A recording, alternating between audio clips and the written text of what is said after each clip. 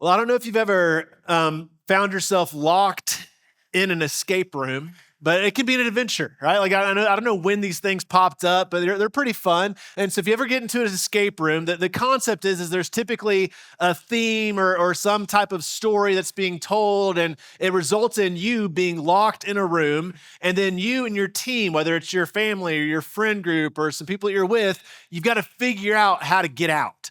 And so in the escape room, you might, have to put together a puzzle that'll give you a code. And then once you get the code, it unlocks a safe. And once you unlock the safe, it has a key. And then the key unlocks a door, and the door takes you to another room with more things to solve. And it's just this whole mystery of solving the puzzle and unlocking secret doors and trying to get out or to escape the room in the allotted amount of time, right? Well, when it comes to scripture, there's some scriptures that people love because they're comforting. You can go to Psalm 23, you can go to Romans 8 or John 3:16, and like, man, these verses are warm and they're comforting. They're like a blanket that just we can cozy up with. But other texts people will gravitate towards because they're complex, because they're kind of like an escape room, and you can approach them thinking, maybe I can unlock something that no one else knows. And so chapter 24 of Matthew is not the comforting warm blanket text.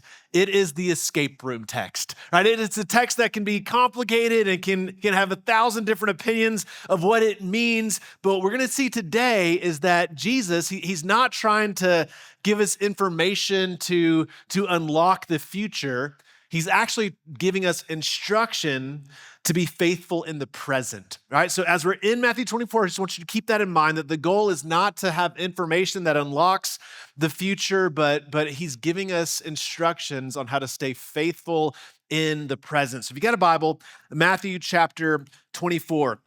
Now, if you've been with us, we've been going through the book of Matthew, and the book of Matthew is broken up into 5 major sections. These sections are called teaching discourses, right? The first one is the Sermon on the Mount, Matthew 5, 6, and 7. The second one is chapter 10. The third is Matthew 13. But these teaching discourses, we would define them as a crucial collection of Jesus' teachings that his disciples are to know and obey and teach others, right? So this is the 5th one. Chapter 24 begins the 5th teaching discourse, which is known as the Olivet Discourse. You're like, why is it called that? Because Jesus is teaching on the Mount of Olives, and what he is doing in the Olivet Discourse is he's preparing his disciples to faithfully follow him in catastrophic times. All right, he's preparing his disciples how to live in catastrophic times. All right, so real quick, let me back up a little bit. All right, so we're going to back up a little bit to chapter 23, then we're going to jump into 24. Just one verse in 23. At the end of 23, Jesus is lamenting over Jerusalem, and he says this. He says, "See, your house is left to you desolate." We'll just stop there for a second. Jesus is lamenting over Jerusalem. He looks at the city and he says, your house, which would be the temple, is left desolate, which was a prophecy from Ezekiel in the Old Testament about God's glory leaving the temple. So Jesus is lamenting over this city, and he's like, man, the temple, the glory of God is going to leave it. So with that in mind, the house being left desolate, the glory of God leaving the temple, look at verse 1 of chapter 24. Jesus left the temple. Literally, spiritually and physically, the glory of God has left the temple. Jesus left the temple, fulfilling verse 38, right, of chapter 23. Jesus left the temple and was going away when his disciples came to point out to him the buildings of the temple, but he answered them, you see all these, do you not? Truly I say to you, there will not be left here one stone upon another that will not be thrown down, right? And so Jesus has talked about the temple being left desolate, the glory of God departing it, and then as they leave Jerusalem, they kind of go down through what's called the Kidron Valley. They're going up the Mount of Olives, and more or less like this view of the city would have been like Jerusalem's beauty spot. You know, you drive to the border of North Carolina, Tennessee, and you look over the mountains. It's this beautiful view. Like the Mount of Olives would provide just an amazing view, especially of the temple. And so as they're looking over the city, they see the temple and they're marveling because the temple was It was an architectural wonder in the ancient world. I mean, it had these massive stones, these gold-covered walls. It was said that if the sun hit it just right, you couldn't even gaze at it directly because it was too brightly shining as the gold just reflected the sun. And so they're sitting there looking at this temple, marveling, and Jesus goes, "It's all coming down." Which would have been shocking. It would have been incomprehensible for them because the temple was more than just a building. It was the nation's like identity. It was the people's security. It was their pride. It was the center of their religious system. But more than that, it was the place where they thought or they believed that heaven and earth met and came together. And so when Jesus says it's all coming down, that's a shocking, startling statement. They're like, what? Like, it's all coming down. What in the world could he be talking about? And then in verse 3, they're going to ask him a question. They're like, as he sat on the Mount of Olives, the disciples came to him privately saying, "Tell us, when will these things be? And what will be the sign of your coming and of the end?" And so they're like, "All right, you just said it's all coming down," which I can't even wrap my mind around. They're like, "Okay, so when and what? Like, when are you coming again? And what will be the sign? What will be the sign of your coming? And what will be the sign of the end of the age?" Now, what's important here is the phrase, the end of the age, right? If you go back and study any Jewish scholars, any Jewish historians, any Jewish literature of the time that Matthew wrote this about Jesus, the end of the age never, not once, ever meant the end of space-time. It never meant the end of the world. The end of the age simply meant the end of the current world systems, right? The current world power. And so more or less what they're asking here and saying like, "Hey, when will the end come?" is they're saying, "Jesus, when are you going to come, overthrow Rome because they are oppressing us, or the end of the age? When will you overthrow Rome and establish your throne?" Right? So they're asking, "Jesus, when are you going to come and overthrow Rome and take your throne?" And what Jesus does to answer their when and what questions is he begins to answer them prophetically. And so what I mean by that is when Jesus answers them in the next chapter, he's answering them prophetically, which means it's complicated and challenging. It's like an escape room. All right. Like they're literally, I kid you not, I've got 3 commentaries that I've been using in my personal study as we've gone through Matthew. Every one of them lands differently with how to interpret this chapter. Like there's at least 6 different interpretations. There's like a futurist view, an idealist view. There's a preterist view, a semi-preterist view. Like there's all these different views. Like what does it mean? And so we're going to do our best to unpack this, but I'm going to ask for a little bit of grace. If you're like, "I disagree with them," we can agree to disagree. But let me just kind of explain prophetically. A lot of times a prophetic passage is kind of like looking at a mountain range from a distance, right? Like if you were to look at a mountain range from a distance, it might seem like 2 mountains are really close to each other. But as you get closer, you realize they're actually miles apart, right? And so sometimes prophecy, it has a near meaning. Sometimes it has a future meaning. And so as we're looking at this, the question is like, hey, should we be viewing chapter 24 near, or should we be viewing it far, or should we be viewing it both near and far, right? Because spoiler alert, what he's talking about, the destruction of the temple, happens in 70 AD. Like Rome goes and sacks the temple, destroys the city. So it is fulfilled near, but is that a shadow of something further to come? That's kind of where the interpretation differences arise. But Jesus is going to answer them prophetically. So in verses 4 through 14, what he's going to do is he's going to give a series of 5 different warnings. But the warnings he's going to give are designed to prevent premature speculation about the when and what. So they're asking like, "Hey, when will this happen? What's it going to be? What's the sign?" And he's like, hey, I don't want you guys to prematurely speculate about these events. And so in other words, he's saying, look, don't go and sell your house and blow all your savings as if this is going to happen next week. Let me give you some warnings, right? So let's unpack the warnings. So 5 warnings that Jesus gives in response to what he just said about the temple coming down. The first warning is in verses 4 and 5. And Jesus answered them, "See that no one leads you astray, for many will come in my name saying, 'I am the Christ,' and they will lead many astray." So the first warning is what we will call spiritual deception. All right, so spiritual deception is the first warning. Notice he just said the temple's gonna come down, all right? And then what he says first is not build a bunker. Like, he doesn't say start decoding the headlines of the news. He doesn't say pick a date, which right now people are thinking it's 2033.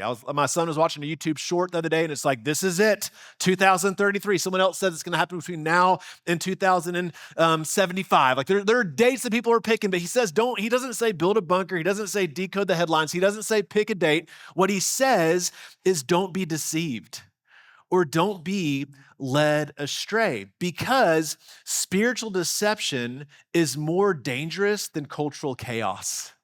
Like, spiritual deception for the Christian is more dangerous to our faith than cultural chaos. And so when he says many people will come in my name, he's talking about counterfeit messiahs. And what's crazy is just in the years following Jesus' life, death, and resurrection between 33 AD and 70 AD, there are anywhere from 6 to 14 false messiahs that historians would say, like, no, these people had some credibility and people were following them until they died and didn't come back to life. Like, so he's talking about people that immediately will follow him, but throughout history, there have been other false messiahs that have risen. There have been other people who have led people astray. I would put Muhammad in this category. I would put Joseph Smith in this category. I would put Charles Russell in this category. There are other false messiahs that happened right after Jesus, but continue to pop up throughout history as well. And Jesus is warning us to not be deceived by those types of people. So the first warning is a warning against spiritual deception. Then look at verses 6-8. And you will hear of wars and rumors of wars. See that you are not alarmed. For this must take place, but the end is not yet. For nation will rise against nation and kingdom against kingdom, and there will be famines and earthquakes in various places. All these are but the beginning of birth pains, right? So the second warning he gives us is of cataclysmic events. Right? The second warning is, hey, like, as you live, there will continue to be cataclysmic events. There's going to be natural disasters like earthquakes and floods and famines and tornadoes. There's going to be wars and nations and conflict throughout history. He's like, these aren't a sign that God's lost control. These are just a reminder that the world we live in is a broken world. Right? So he's reminding us, like, hey, the world we live in is broken. And so he compares it to birth pains. I don't know what birth pains feel like. I've seen videos where guys get hooked up to simulators and it doesn't look good. But the best that I have is when Lucy gave birth to Ruthie. Right? So back in the day, you had to have medical coverage and you had to, like, guess that you were going to be pregnant within a year. Like, if you got pregnant, so all to say, we didn't have medical coverage for the pregnancy. So everything was being paid out of pocket. And so Lucy, she was like, I'm going to save as much money as possible. So we're not going to do an epidural. She's like, I'm going to power through this thing. But then she tells me, like, I've got a code word. And if I say the code word, you call the epidural guy in. Right. And so we're sitting there, I don't know what other husbands have looked like in these moments. She was hot and she was not feeling well. So I had a fan and a puke pan, like, by her side. Like, I know what I'm doing here. And here's a pro tip, guys. The room is freezing. It's like this room right now. Bring a coat. Like, so I was like, between things, I was going into the incubator, like heating my hands, like, come on, all right, back to the fan and puke pan, right? And then eventually, and once her water broke, like the birth was like, boom. And she was like, code word, code word, code word. I'm like, epidural guy, get in here. It's like, it's gonna be 45 minutes. And I'm like, he's not just waiting, like, in the, like, what in the world? And it's like, just, why don't you just lay on your side and act like you're holding a basketball? Like, this is great. All to say, it looked horrible. But here's what I've learned about birth pains, right? As that process is happening, they come in waves. Like, it gets super intense and it's like, it's coming. And then they go away. And then it comes again. It's like, and then it goes away. And then they get closer and closer. And what he's showing us here is like, hey, when you look at these cataclysmic events in history, they're going to come in waves. Like, there'll be things that happen and you're going to go, Jesus is coming back. I'm certain as the sun will rise tomorrow that this has to be a sign. And then it's going to calm down. And I could guess I was wrong. And then it's going to happen again. There'll be another wave. Like, this is it. He's coming again. And then it'll calm down. And that's why if you look at church history, every generation has been able to look at events happening in the world during their existence and point to Revelation and connect the dots and be like, this is a fulfillment of Revelation, therefore Jesus must be coming back. People have been trying to figure this thing out for 2,000 years. Every generation thinks that they've seen it, but it's these waves. They come, you think it's going to happen, and then they calm down. And Jesus is giving us a heads up like, hey, as you live, these cataclysmic things will happen. You're going to think the end is going to be around the corner, and then they'll calm down and it'll happen again. And so we should just get expectant that we're going to live in a world of rhythms of bad things happening that feel like the end is near, and then the end will not come. It'll calm down. It'll happen again. It's almost like a cycle that we've been living in for the last 2,000 years, right? So the first warning is spiritual deception. The second warning is just to not overcalculate cataclysmic events as the end of the time. And then he gives a third warning, verses 9 through 10. It says, then they will deliver you up to tribulation and put you to death, and you will be hated by all nations for my name's sake. And then many will fall away and betray one another and hate one another. So the third warning he gives us is that of persecution and betrayal. Now, when you think about this, Jesus hasn't shied away from talking about Christians and persecution. He talked about it in Matthew chapter 5. He talked about it in Matthew chapter 10. And so as you kind of think like, what is Jesus preparing his disciples for? It's interesting. He doesn't spend time preparing us to dominate culture as much as he spends time preparing us to suffer in the culture in which he's placed us, right? And so he hasn't shied away from this, but what he's showing us is there is a general type of suffering that comes from just living in a broken world, right? That's like those cataclysmic events. That's just a general suffering that all people go through because we live in a broken world. But then there is a specific suffering that comes upon people who seek to faithfully follow Christ. And so what he's telling you, he's warning you, he's like, hey, if you are seeking to faithfully follow me, you need to be expectant that people are going to persecute you and betray you and hate you. And so as Christians are persecuted, once again, we're going to think like when mass persecution happens, this must be a sign that the end is near. And Jesus is going, that's just what it looks like for those who faithfully follow me. If you're following me faithfully, the world is not going to like you. So he gives a third warning, persecution and betrayal. Then he gives a fourth warning, verse 11. He says in verse 11, and many false prophets will arise and lead many astray. So the fourth warning is false prophets. These are deceptive voices from within the church. And he's like, so the other false messiahs would be outside of Christianity. These false prophets are people who find platforms within Christianity. And this is an important warning. I've said it once, I'll say it 1,000 times. Just because someone has a title doesn't mean they're trustworthy. Just because someone is a pastor of the first whatever church down the street, just because someone is a Christian author, a Christian blogger, a Christian podcaster, a Christian musician, just because they are a speaker who's been put on a stage at a Christian event, doesn't mean they are necessarily trustworthy. There are many people who are deceptive, right? Deceptive voices from within the church who lead people astray. And so Jesus is warning us to be careful, right? To be careful of who you listen to, right? And so if you're wondering like, well, how do I identify who a false prophet is? How do I identify someone who is deceiving from within the church? Here's an easy way.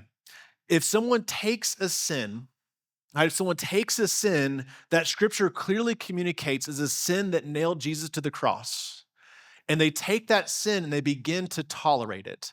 Then after they tolerate it, they begin to accept it. And after they accept it, they begin to celebrate it, right? That is someone, if someone's doing that, that person is a false prophet and they are leading people astray. And I would say the type of churches, and I'm going to put that like around church, quotation mark. They might be a church according to the government with tax breaks, but I don't think they're a church in the eyes of God, right? Many churches or Christians, once again, quotation marks, that would take sin and celebrate it, right? They're merely being instruments in the hands of Satan, playing what he wants them to play to lead Christians astray. And so Jesus says, hey, you need to be careful who you listen to.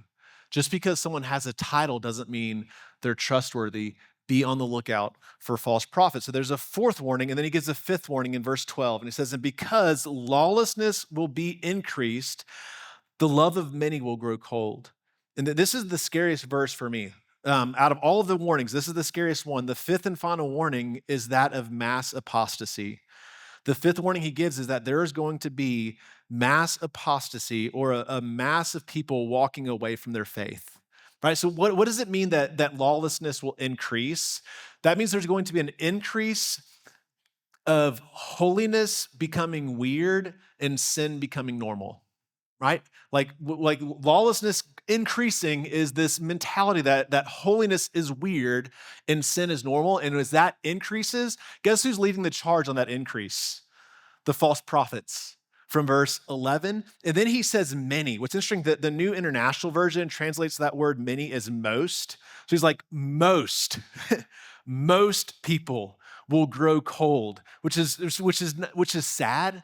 It shouldn't shock us because Jesus is telling us that it's going to happen, but it should sadden us that most people who call themselves Christians are going to grow cold. And that idea of growing cold it's not like you jump into an ice bath and get shocked cold. It's a growing, a slow and gradual process, which means people growing cold or walking away from their faith, it doesn't happen overnight.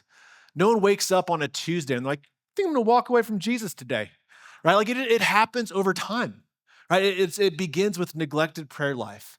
It begins with your Bible collecting dust. It begins with, having bitterness and letting it go unchecked. It starts when you begin to tolerate and live in sin and stop confessing it or bringing it to the light. It happens when you pull away from church community and see church as optional. Over the course of time, you find yourself growing cold in your faith. And Jesus is saying, like, hey, there's going to be a mass apostasy as well. So he gives these 5 warnings, right? Spiritual deception, cataclysmic events, persecution and betrayal, false prophets, and mass apostasy. But then after these 5 warnings, he gives us 3 promises. Look at verse 13.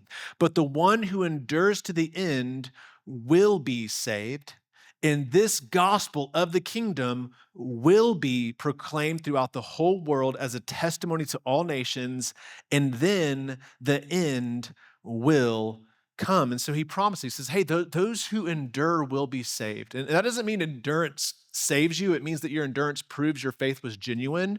But he's not talking about like, hey, if you're enduring, you're going to be perfect. Endurance doesn't mean perfect faith. It means that when you fall, your rhythm is to come back to Jesus. Like an enduring faith is a faith that when you fall, your response is to keep coming back to Jesus, to keep repenting, to keep following him. And he's like, and the people who have a rhythm of continuing to come back to Jesus, those are the people who will be saved, not necessarily from persecution and not from death, but those are people who will be saved from sin, whose lives will not be marked by sin and death having the last word. So he promises the people who endure will be saved. And then he promises that the gospel of the kingdom will be proclaimed throughout the whole world. And I think this is an amazing promise because he says the gospel is going to be proclaimed throughout the whole world. And this promise is given in the context of persecution. Right? This promise is given in the context of things going bad. And what we see throughout church history, just you can do a pretty quick study of this, but throughout church history, when Christianity is most pressed in on, when people try to silence the church and try to stop the gospel from going forward, that's typically the moments in history when it most powerfully presses out. Right? When people press in, the gospel pushes out, and we see this being fulfilled. And Jesus promises, the gospel will continue to advance. Like kingdoms are going to come and go. Nations will rise and fall. Culture will continue to shift, but the church will not stop advancing. God's kingdom will continue to advance through the gospel, and Jesus has promised it. And then he also promises that the end will come. All right, we got a lot to go here, so just hang tight. We'll start flying.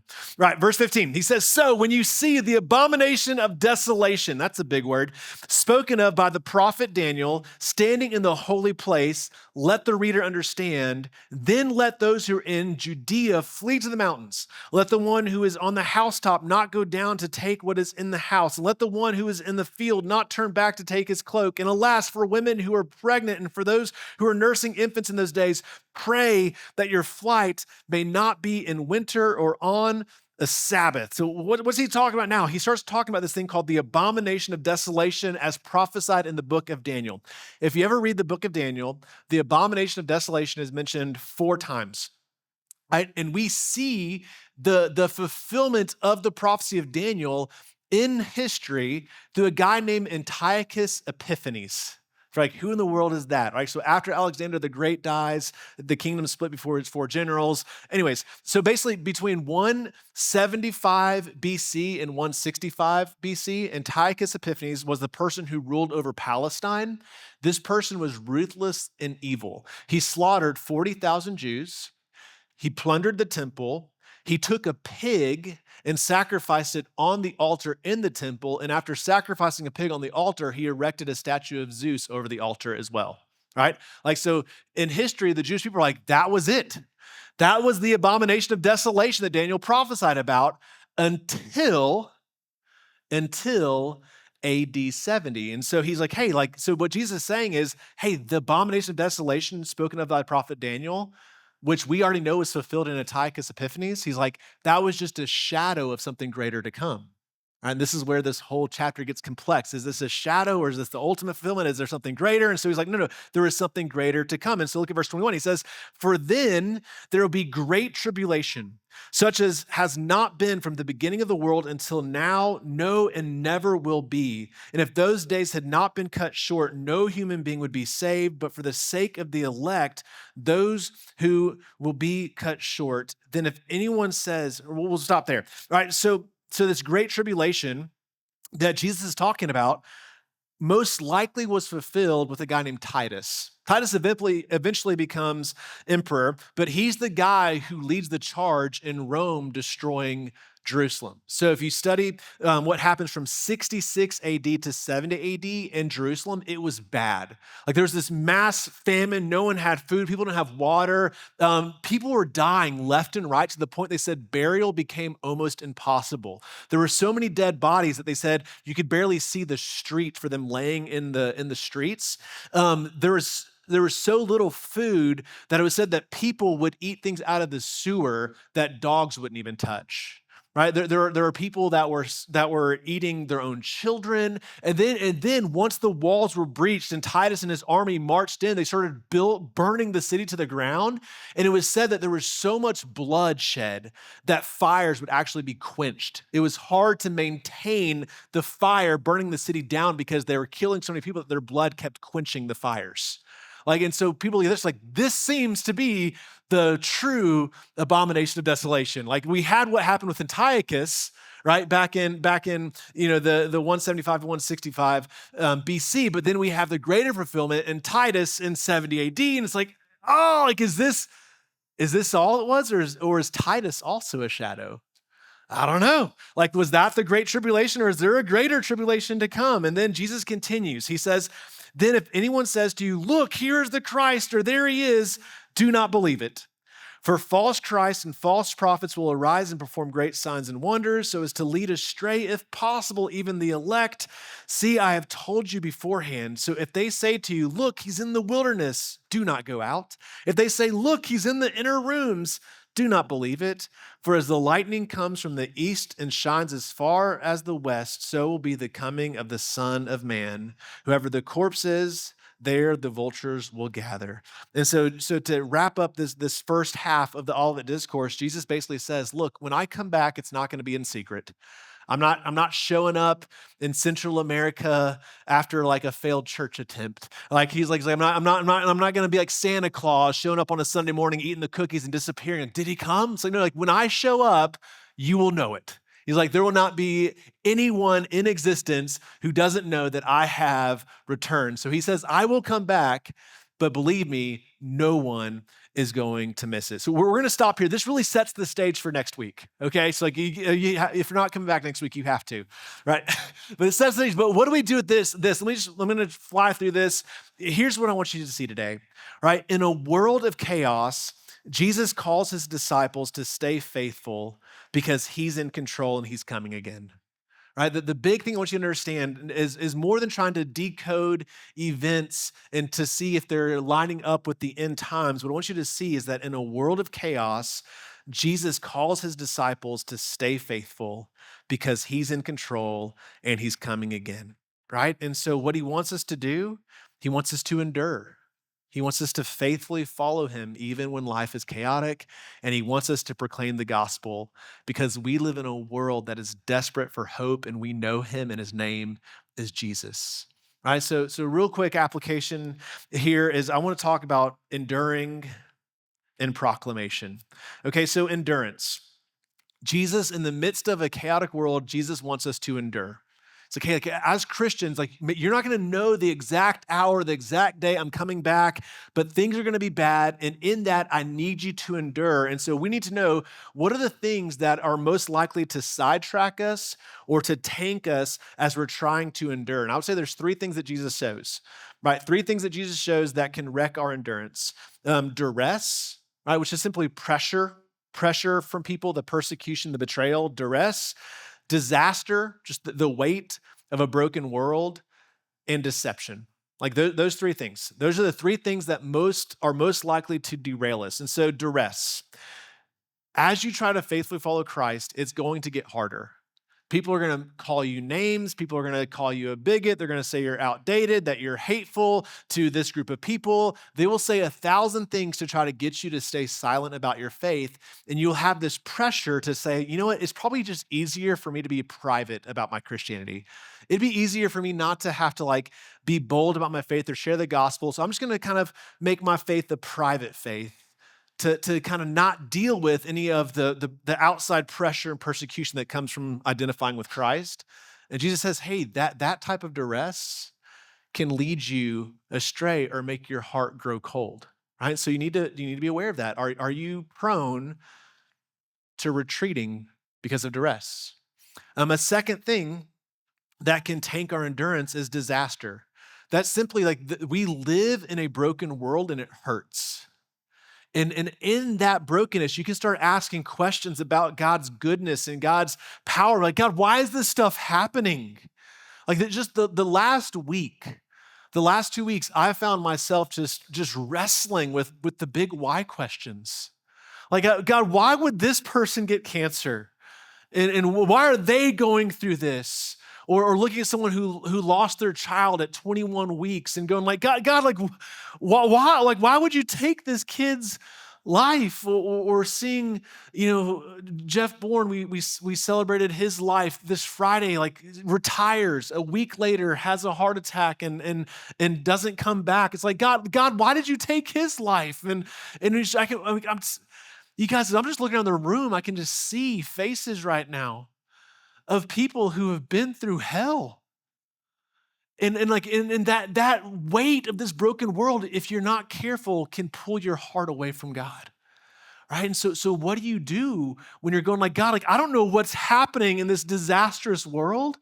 Man, think about the birth pains. I know this is hard, but when you get through the pain, there's something beautiful on the other side. And so it's hard as it is in the midst of a disastrous world and a broken world, is to know that God has promised something beautiful on the other side. And so in those moments of asking the why questions and wrestling with the disasters of this world, we have to say, God, help me to be anchored in and to hold on to what I know is true, that you are in control, that you are good, and that you are coming again. And so for some of you, like that might be your area that you need to be shirred up around, is the temptation of disaster to pull your heart away. And then a third thing that can pull our heart away or can wreck our endurance is deceit. Right? It's deceptive voices. Right? And so a lot of people in the church today are so prone to spiritual deception because they don't know God for themselves.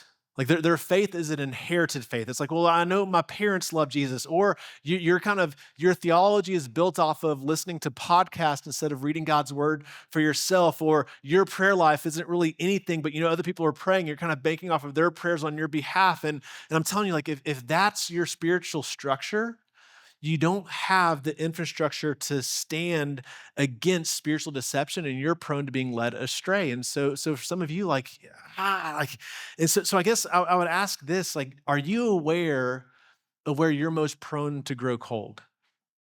Like, are you aware of where you're most likely to be led astray? And what would it look like for you to take a step to rekindle your faith or to stoke the fire? You see, growing growing apart from God, having a faith that grows cold, it let me say like this: no one drifts towards a vibrant faith. Like, no one drifts towards a vibrant faith. You have to kindle it and stoke it. It's kind of like a campfire. You can get a campfire blazing, but if you walk away and go into your tent, eventually it'll die off. Or you can keep feeding that thing. Like, in the same way, if you don't want to be led astray, you have to kindle the fire. You have to have rhythms of being in God's word. You have to have rhythms of being in prayer, rhythms of gathering with his people, rhythms of confessing sin. Like, you need those things. So I would encourage you, in the midst of this, like, in between, as we wait for Jesus' return, to do the work to kindle and stoke the fire of your faith so you do not grow cold. All right. And then last but not least, proclamation. Why is it important? Jesus wants us to endure, and he wants us to proclaim the gospel. Why is it important to proclaim the gospel? Because we live in a broken world. We live in this broken world, which means the people you are with, your family, your friends, your neighbors, the people that God has surrounded you with, the people that God has placed you in their lives, people are all dealing with stuff. Like, everyone you know is going through a battle you know nothing about. Like, people are dealing with things and people are searching for hope. And so if you were to be silent because of duress and just to say, like, hey, I want to keep this to myself when someone over here is desperate for what you have, like, you're doing a disservice. God's like, no, you need to give them Jesus. Like, Jesus is the hope of the world. And here's my biggest fear. In a world of chaos, there's no shortage of counterfeit messiahs. There's no shortage of counterfeit hopes that people will go to in hopes of it fixing or filling what they're longing for. Right? There's no shortage of it. And so what I see happening is some people, they're feeling this brokenness and this emptiness. What they do is they go to a vice that becomes like an addiction, right? And you can say, well, that's something bad you shouldn't run to. But here's the most dangerous ones. The most dangerous counterfeits are the ones that provide something good that just can't hold the ultimate weight. So let me pick on one thing. All right. I'll frame it as this. You can feel it what it is. So for some of you guys, it's like it's your CrossFit class. For other of you, it's your yoga. For other of you, it's your Orange Theory, your boot camp. And what I mean by this is just one example of this. But here's what happens: is someone's going through a horrible week, and like, I just need to go get my flow on. Like, and it's like, what? Or for me, like, I just need to go run. Let me just go process some things and hit the road. And what happens is, like, you have your fitness group. This is just one example. You could fill it with your 1,000 other things. But what happens, you go to this group and you're like, I feel like these people are more like the church than the church ever was. You ever heard someone say that? Like, I feel like I literally heard someone tell me this a couple weeks ago. Like, I feel like yoga has made me more like Christ than any Bible study ever has.